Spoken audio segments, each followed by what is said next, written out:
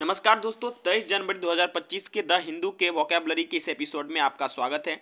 और दोस्तों, पूरे पेपर के निचोड़ में एडिटोरियल से लेकर हर एक पेज में जो भी महत्वपूर्ण वोकैबुलरी निकले हैं सबको मैंने लिखा है। तो चलिए सबसे पहला दोस्तों वोकैबुलरी पर चर्चा करेंगे। दोस्तों, इस तरह के एपिसोड में हम वोकैबुलरी की चर्चा करने के साथ साथ जिसमें ट्रिक बन पड़ता है मैं वो ट्रिक भी बताता हूँ। तो सबसे पहला वर्ड है ओवर आर्चिंग। दोस्तों, ओवर आर्चिंग का मतलब क्या होता है? अति महत्वपूर्ण, मोस्ट इंपोर्टेंट। ठीक है दोस्तों, सारे एरियाज में जो इंपॉर्टेंट है उसको हम कहते हैं अति महत्वपूर्ण, ओवर आर्चिंग। ठीक है, जैसे एग्जांपल आप समझ सकते हैं, ओवर आर्चिंग गोल यानी अति महत्वपूर्ण लक्ष्य, ओवर आर्चिंग थीम यानी अति महत्वपूर्ण विषय। तो ओवर आर्चिंग का मतलब दोस्तों क्या होता है? अति महत्वपूर्ण। अब इसको याद कैसे करेंगे दोस्तों? ठीक है दोस्तों, देखिए अब ऐसे याद करिएगा, आर्चरी, ARCS से आप आर्चरी याद रखिएगा। और आर्चरी का गेम दोस्तों उसका वर्ल्ड कप होने वाला है। एग्जाम्पल के तौर पे बता रहा हूँ, आर्चरी का वर्ल्ड कप होने वाला है। उसमें आपको ओवर आर्च करना पड़ेगा, यानी कि बहुत ज्यादा आर्चरी करना पड़ेगा, क्योंकि ये अति महत्वपूर्ण है। ओवर आर्च क्या है? अति महत्वपूर्ण है। तो आपको याद रहेगा ओवर आर्चिंग, और उसमें ING लगा दीजिएगा, आराम से याद कर लीजिएगा। सिनोनिम्स की चर्चा करते हैं ओवर आर्चिंग का। दोस्तों, सिनोनिम्स हो जाएगा वाइड स्प्रेड, जो कि बहुत महत्वपूर्ण होता है, वो वाइड स्प्रेड होता है, कंप्रीहेंसिव और जेनरिक।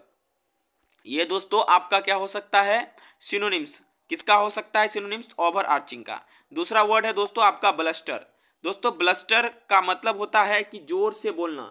ठीक है, गुस्से तरीके से और ऑफेंडेड तरीके से। ठीक है, समझ में आए? आप हिंदी में समझ सकते हैं, अगर आपको अंग्रेजी में ज़्यादा नहीं समझ आ रहा है तो धमकी, तूफान या डांटना। आप ये भी कह सकते हैं धमकी, तूफान या डांटना, ब्लस्टर का मतलब। ठीक है, ओके दोस्तों। देखिए, एक वाइड का वाइडर मतलब एक जो वर्ड होता है उसका वाइडर रेंज होता है, तो आपको उस रेंज को कवर करते हुए आपको आगे बढ़ना पड़ेगा। ब्लस्टर का मतलब क्या होता है?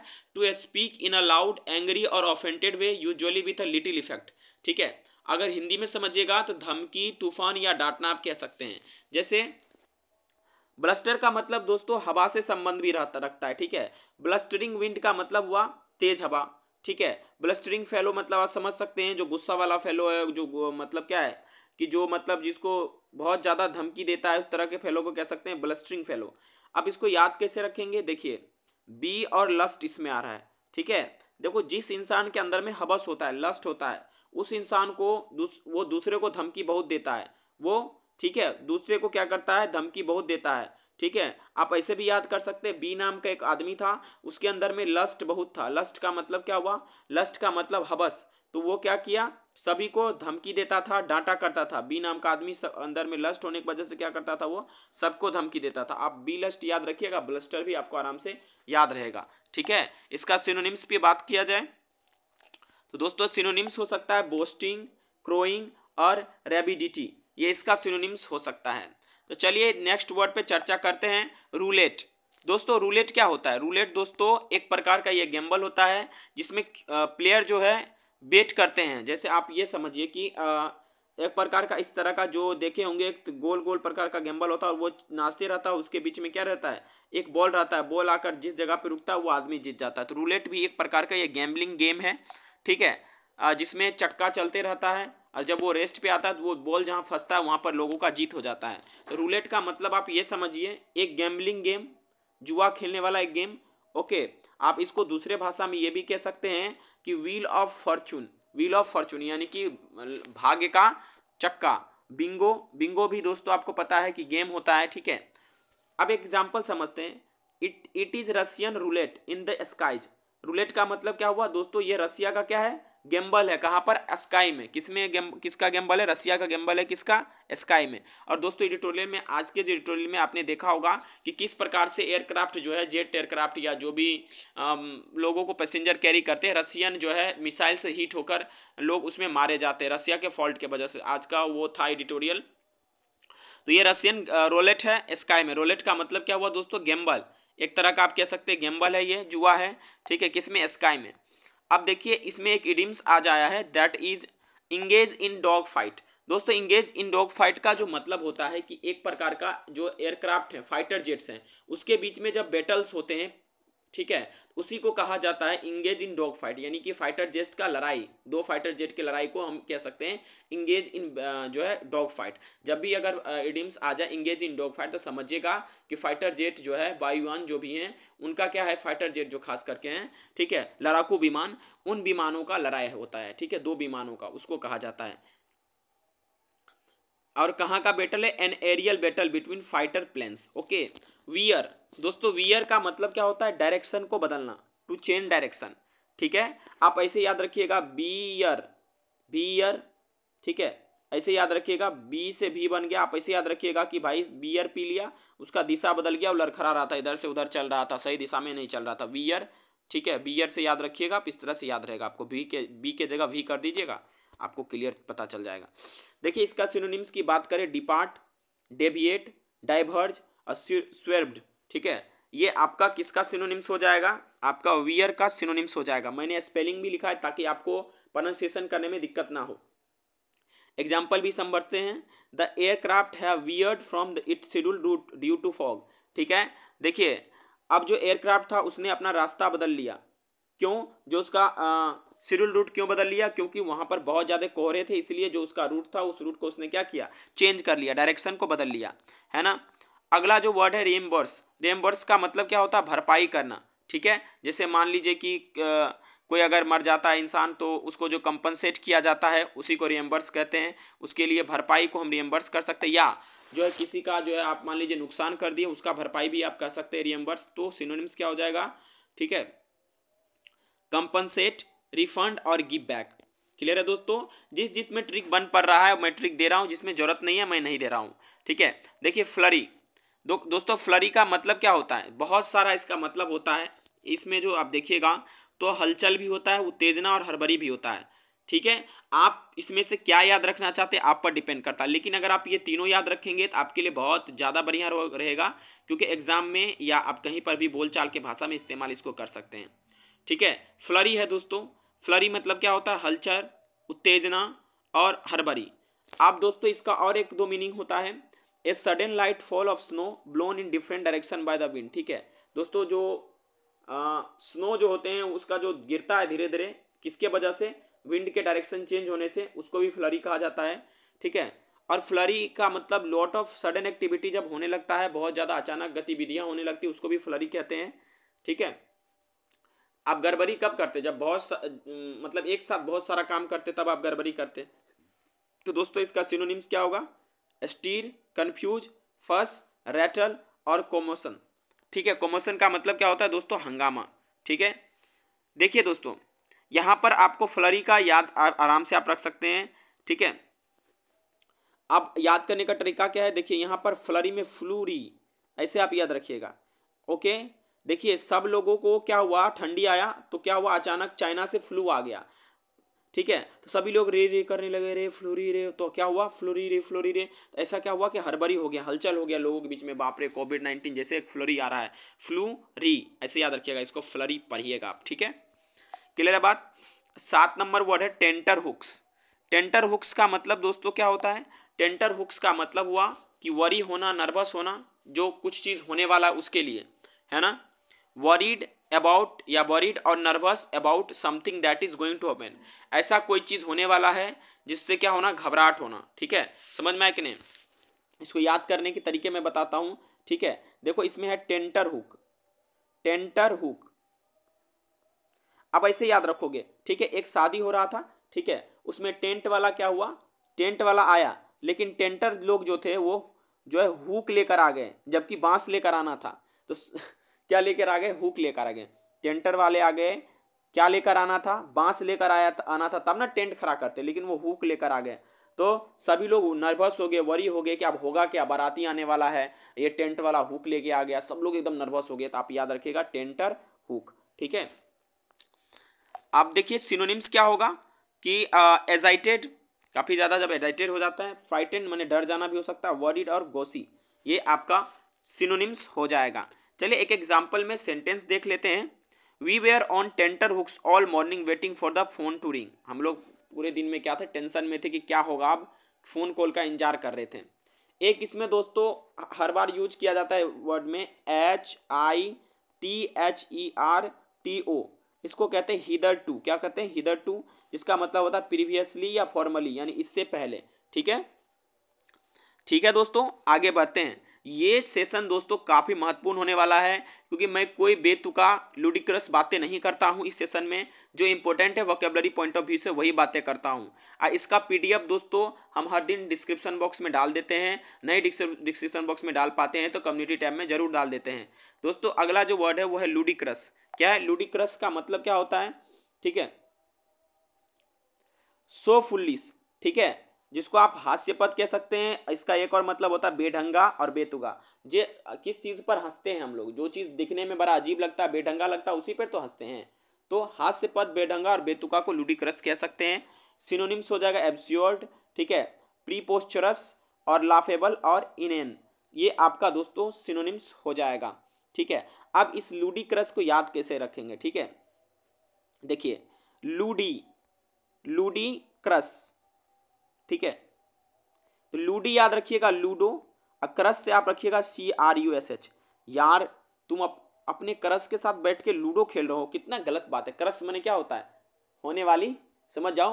क्रस के साथ जो है आप लूडो खेल रहे हो, कितना गलत बात है। बाप रे, ये तो बड़ा बेढंगा बात है। सभी लोग हंसेंगे। लोग क्रस के साथ लूडो नहीं खेलता, कुछ और खेलता है। ठीक है, आप समझ पा रहे हैं ना? तो लूडी क्रस आप याद रखिएगा। क्रस के साथ लूडो खेल रहा है, सभी लोग हंसेंगे, हास्यपद है, बेतुका बातें है, कैसा बेवकूफ आदमी हो तुम। ठीक है, सो फुल्लिश, सो फुल्लिश। ठीक है, याद रहेगा दोस्तों। चलिए एक एग्जाम्पल भी देख लेते हैं।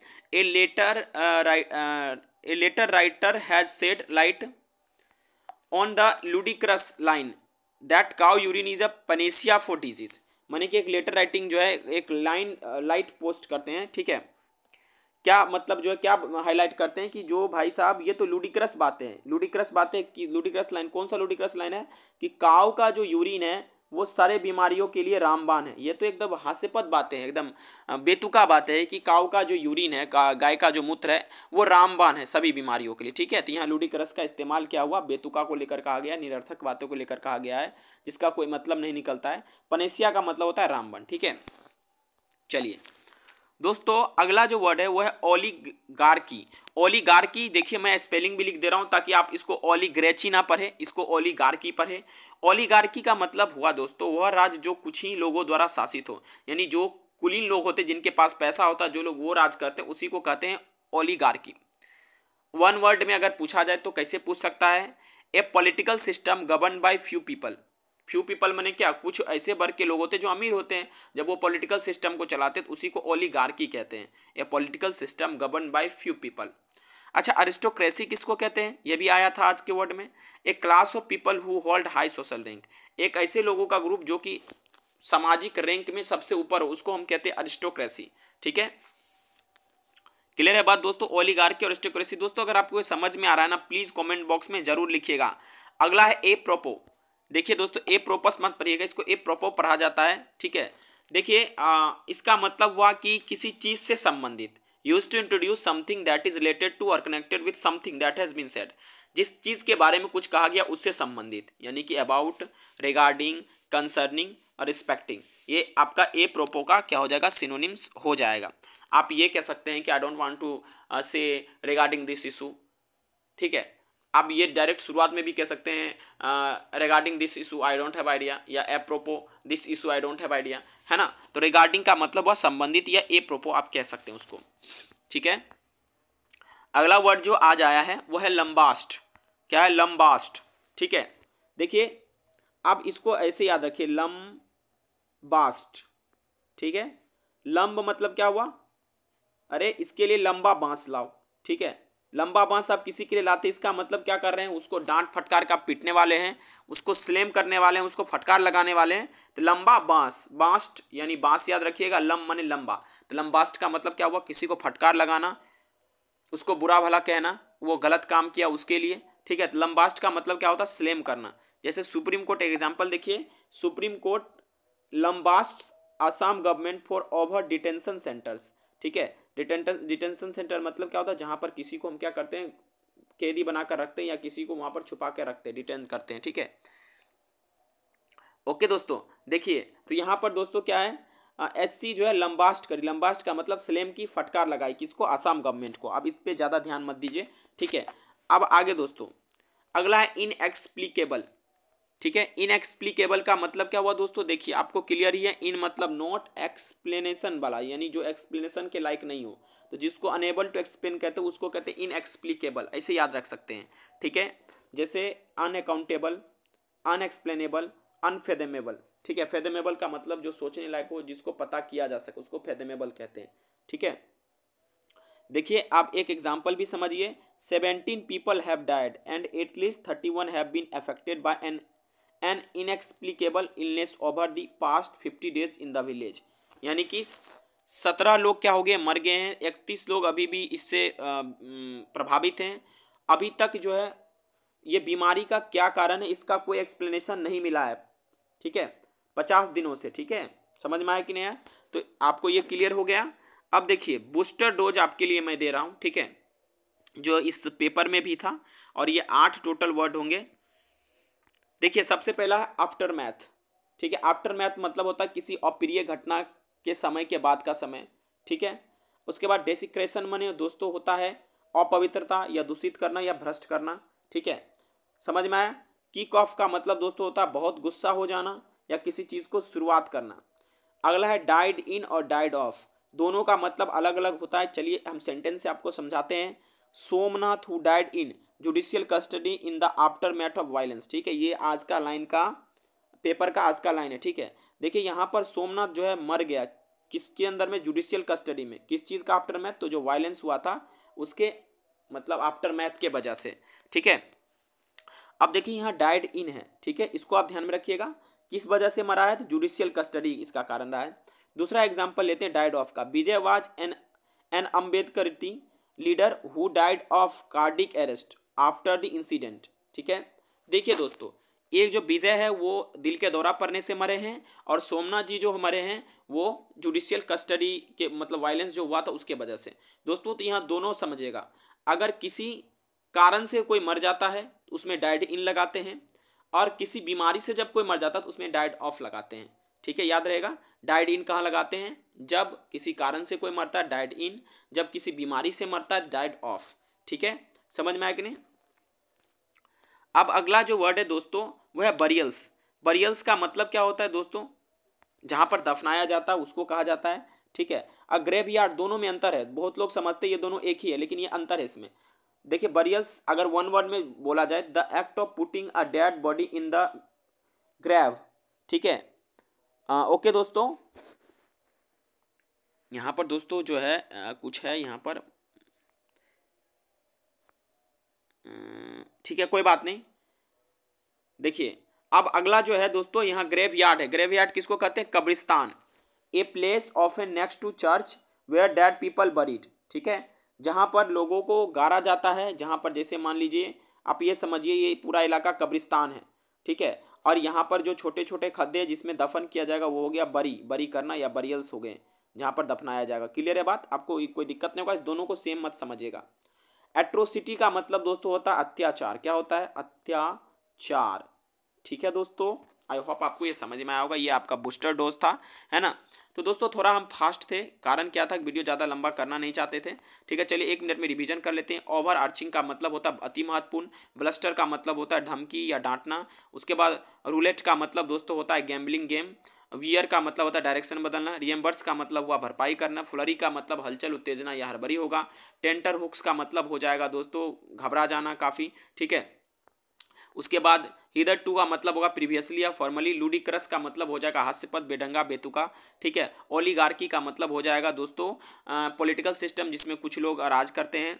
ए प्रोपो का मतलब हो जाएगा रिगार्डिंग या कंसर्निंग। लंबास्ट का मतलब हुआ फटकार लगाना होगा। इनएक्सप्लिकेबल का मतलब होगा जिसको एक्सप्लेन नहीं किया जा सकता। आफ्टर मैथ मतलब हो जाएगा किसी अप्रिय घटना के बाद का समय। डेसिक्रेशन का मतलब अपवित्र या दूषित हो जाएगा। किक ऑफ का मतलब बहुत गुस्सा हो जाना या शुरू करना हो जाएगा। डाइड इन का मतलब होगा किसी कारण से मरना। डेड ऑफ का मतलब होगा बीमारी से मरना। उसके बाद दोस्तों बरियल्स का माने दफनाना होगा। ग्रेवयार्ड का माने कब्रिस्तान। एट्रोसिटी का मतलब अत्याचार होगा।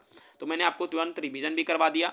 तो दोस्तों अगर आपको ये वीडियो पसंद आ रहा है तो प्लीज़ आप कमेंट में सारे वर्ड्स को जरूर लिखिएगा। Thank you very much for watching this video.